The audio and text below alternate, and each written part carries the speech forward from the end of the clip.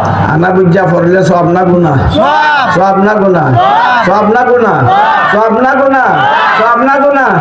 মৌলানা সাহেব সাহেব এখন আনা বুঝা কোরআন শরীফ পড়লে কবিরা গুনা। আমার নব্বই এখন সব, আমার নব্বই এখন না না। মৌলানা সাহেব সাহেব এখন কবিরা গুনা। সাহেব সাহেবের উম্মত যারা তোমরা হিতা মান্য, আমরা সাহেব সাহেবের উম্মত না, আমরা নবীর উম্মত।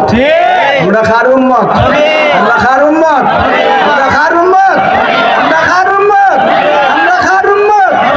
যারা সাত সাবের উম্মত, সাত সাবের কথা মানো। কোরআন শরীফ আনা বুঝে পড়তে পারতাই না, আনা বুঝে ওই যে ফরতে কবিরা গুণ হইব। যারা আলিফ লাম মিম পড়তে পারতাই না, ইয়াসিন পড়তে পারতাই না। আমার নব যখন যে মুর্দা মরণ মুখে হইয়া গেছে, তার কাছে যদি কেউ সূরা ইয়াসিন পড়ে, ইয়াসিন ওয়াল কুরআনিল হাকিম, ইয়াসিন অর্থ বুঝে না, অর্থ বুঝে না। আমার নবী যখন যার কানের সামনে ওই সূরা ইয়াসিন কেউ পড়বো, তার কানের ভিতরে যে সময় তিলাওয়াতের আওয়াজ যাইব, সাকরাতের কঠিন অবস্থায় আল্লাহ তাআলা জান্নাতের আরামটা বদলাইয়া দিবে।